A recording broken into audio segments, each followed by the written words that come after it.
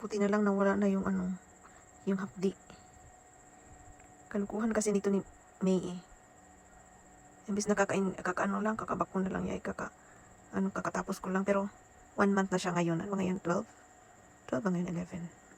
Basta 1 month siya. Hinanap ko pa kasi yung upload ko na sabi ko dun finally natapos din. Yun yung tapos ko rin ng ano, last ano ko ng bakuna ko kay Mabi kasi nga nakalmot niya rin ako. So ito nakalmot naman ako ng maliit kong pusa. Ayan o. So sabi naman kasi okay pa siya. Hindi hanggang ano naman, hanggang 2 months okay pa yung gamot. So hindi ako masyadong ano. Nung kahapon nag-aalala ako kasi nga nung pupunta ko dun sa center dati, ang daming kwento-kwento na ano, yung kailangan talaga magpapa-check kasi baka daw bigla na lang mag ano yung rabies. Baka bigla na lang mag-ngiyaw-ngiyaw dito, ngiyaw-ngiyaw. Yan, pero okay pa naman, wala pa namang 2 months. 1 month pa lang naman, so carry pa daw. Pero malalaman niyo yan pag nag-upload ako next time na ngiyaw-ngiyaw ako. So yan na yun. So far naman, hindi na siya mahapdi. Okay na.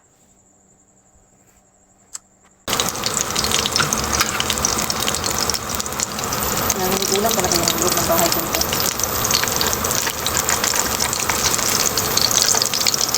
Okay.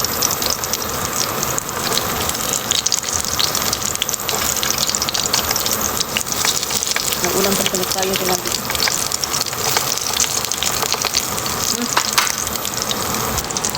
Grabe na. Ay, sus. Talong para di sayang. Isang lutuan ba? Ay! Lintas siya.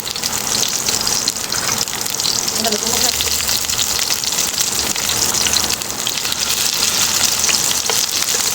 Kung nablas ka na.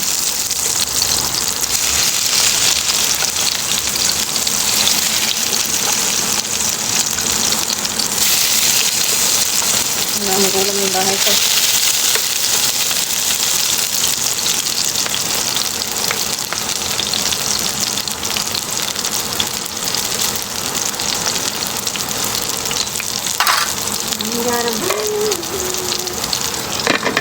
Tama natin.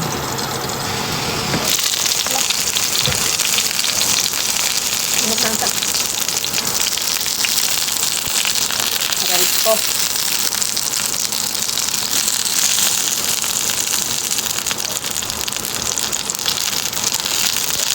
Punta daw sa amin. Ito sa mga kasot. Ito.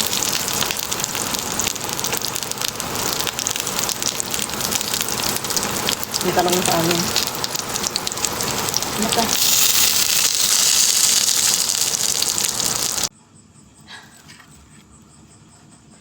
Nasulog pero hindi naman okay lang naman. Tama lang.